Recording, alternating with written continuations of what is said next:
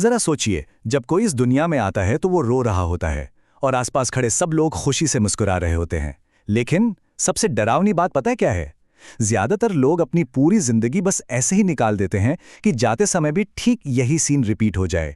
मतलब वो कभी सच में जिए ही नहीं, बस अपना समय काट लिया। तो सवाल ये है, जब मौत आएगी तो कौन रोएगा? देखिए, असली डर ये बिल्कुल नहीं है कि एक दिन सांसें रुक जाएंगी। असली हॉरर, असली त्रासदी तो ये है कि लोग इस दुनिया में आते हैं बिना किसी मकसद के, बस बने रहते हैं और सच में जीना कभी शुरू ही नहीं करते। तो चलिए सबसे पहले बात करते हैं पार्ट 1 की, जीने का भ्रम। हम ना इंसानी इतिहास के सबसे ज्यादा कनेक्टेड दौर में जी रहे हैं। स्क्रीन्स के जरिए पूरी दुनिया हमारी मुट्ठी में है। लेकिन फिर भी अजीब बात है ना कि इंसान आज पहले से कहीं ज्यादा अकेला है। हम रॉकेट्स को स्पेस में भेज सकते हैं, लेकिन अपने ही ख्यालों के साथ अकेले 5 मिनट शांति से नहीं बैठ सकते। आजकल हर कोई बिजी है, right? Busy scrolling, busy replying, बस किसी तरह सरवाइव करने में बिजी। लेकिन लोग ये एक बहुत बड़ी बात मिस कर जाते हैं कि बिजी होने का मतलब ये बिल्कुल नहीं है कि कोई सच में जिंदा है। सरवाइव करना और सच में जीना, ये दोनों बहुत अलग चीजें हैं। और यहीं से हम आते हैं पार्ट 2 पर, जिंदगी की असली त्रासदी। ज्यादातर लोग मौत से डरते हैं, है ना? उन्हें लगता है कि बस सब कुछ खत्म हो जाना ही सबसे बुरी बात है। लेकिन नॉर्मन कजिन्स ने एक बहुत ही कमाल की बात कही थी। उन्होंने कहा था कि जिंदगी की त्रासदी मौत नहीं है, बल्कि वो है जिसे हम जीते जी अपने अंदर मरने देते हैं। तो रूटीन के इस भारी भरकम बोझ के नीचे आखिर मरता क्या है? किसी इंसान के सपने, कुछ नया करने की वो हिम्मत, उम्मीदें और दुनिया को जानने की वो बच्चों जैसी जिज्ञासा। ये वो अंदरूनी चिंगारियां हैं जो रोजमर्रा की जिम्मेदारियों के नीचे कब चुपचाप कुचल दी जाती हैं, पता भी नहीं चलता। और याद रखिए, समय कभी किसी के लिए नहीं रुकता। जो दिन अतीत पर या पुरानी गलतियों पर पछतावा करते हुए बिता दिए जाते हैं ना, असल में वो दिन आने वाले कल से चुराए जा रहे होते हैं। अगर किसी खूबसूरत मोमेंट को इग्नोर कर दिया गया तो वो हमेशा के लिए खो गया। वो मोमेंट अब वापस नहीं आने वाला। चलिए अब बात करते हैं भाग 3 की, अनुशासन और टफ लव।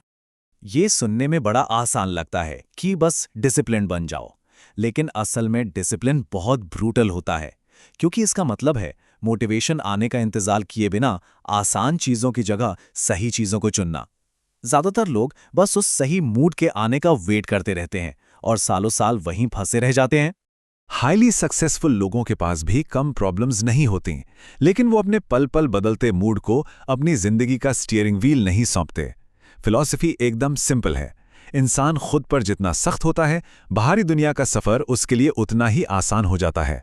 ये थोड़ा अजीब लग सकता है, लेकिन जब कोई खुद से ऊंची उम्मीदें रखता है ना, अपने स्टैंडर्ड्स बढ़ा देता है, तो असल में उसकी जिंदगी बहुत ज्यादा सिंपल और काफी ऊंचे स्तर की हो जाती है। आगे बढ़ते हैं भाग 4 की तरफ, नजरिया ही दुनिया है। ये बहुत ही इंटरेस्टिंग है कि दो लोग बिल्कुल एक ही स्थिति में हो सकते हैं, लेकिन उनकी रियलिटी पूरी तरह अलग हो सकती है। एक इंसान हर जगह सिर्फ प्रॉब्लम्स और रुकावटें देखता है, जबकि दूसरा उसी स्थिति में ग्रोथ देखता है, नई अपॉर्चुनिटीज ढूंढ लेता है। हमारा जो नजरिया है ना, वही चुपचाप हमारी पूरी दुनिया बना रहा होता है। रोजमर्रा की परेशानियां आज बहुत बड़ी लग सकती हैं, लेकिन ब्रह्मांड के इस अनंत काल के सामने एक इंसान की पूरी जिंदगी सिर्फ एक छोटी सी पलक झपकने जितनी चमक है। और वो छोटी सी चमक इतनी कीमती है कि उसे बेकार की चिंताओं में बर्बाद नहीं किया जा सकता, उसे मैक्सिमाइज करना ही होगा। अब आते हैं भाग 5 पर, सिर्फ ज्ञान नहीं, एक्शन की जरूरत। बचपन से हम सुनते आए हैं कि नॉलेज इज पावर, यानी ज्ञान ही शक्ति है। लेकिन सच बताऊं, नॉलेज पावर नहीं है, ये सिर्फ पोटेंशियल पावर है। ये असली ताकत तब बनती है जब उस ज्ञान के आधार पर कोई ठोस एक्शन लिया जाए। बिना एक्शन के बड़ी से बड़ी नॉलेज भी किसी काम की नहीं। नई दुनिया तक पहुंचने के रास्ते कभी बने बनाए नहीं मिलते, उन्हें खुद बनाना पड़ता है। कैसे? सबसे पहले एक क्लियर चॉइस करके, फिर उस रास्ते में आने वाले डरों का डट कर सामना करके, और फाइनली बिना रुके स्टेप बाय स्टेप कदम आगे बढ़ाकर डर के पार ही वो नए रास्ते खुलते हैं। अब बात करते हैं भाग 6 की, अपनी जिंदगी के सीईओ बने। जरा इमेजिन कीजिए कि क्या हो अगर कोई इंसान अपनी ही जिंदगी का सीईओ बन जाए। एक ऐसा मेंटल शिफ्ट जहां अब कोई बहाने नहीं, दूसरों पर ब्लेम डालना बंद और उस ऑटो पायलट मोड को पूरी तरह ऑफ कर देना। हर दिन को आंख मूंद कर रिपीट करने के बजाय हर सुबह को एक नए अवसर की तरह जीना शुरू कर देना। अगर इसे समराइज करें तो रोजाना की वो छोटी छोटी आदतें जो शायद बिल्कुल मामूली लगती हों, असल में वही वो ईंटें हैं जिनसे धीरे धीरे हमारी नियति का निर्माण होता है। जो काम रोज किया जाता है ना, वही हमारा फ्यूचर डिसाइड करता है। ये जो सारी बातें हम कर रहे हैं, ये रॉबिन शर्मा की किताब who will cry when you die से प्रेरित हैं। हालांकि इस एक्सप्लेनर में हमने जीवन के अंत और मौत के बारे में बात की है, लेकिन गहराई में जाकर देखें तो ये असल में जिंदगी को पूरी तरह से जीना शुरू करने के लिए एक बहुत बड़ी वेकअप कॉल है। एक दिन जब किसी का जीवन सिर्फ एक याद बनकर रह जाएगा, तब कोई ये याद नहीं रखेगा कि वो इंसान अपने दफ्तर के काम में कितना बिजी था।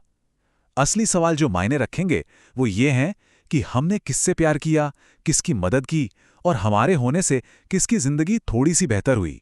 जिंदगी को बस यूं ही डिफॉल्ट पर मत चलने दीजिए, इसे खुद डिजाइन कीजिए। अंत का इंतजार मत कीजिए ये समझने के लिए कि एक इंसान कुछ बहुत बड़ा और सार्थक करने के लिए बना था।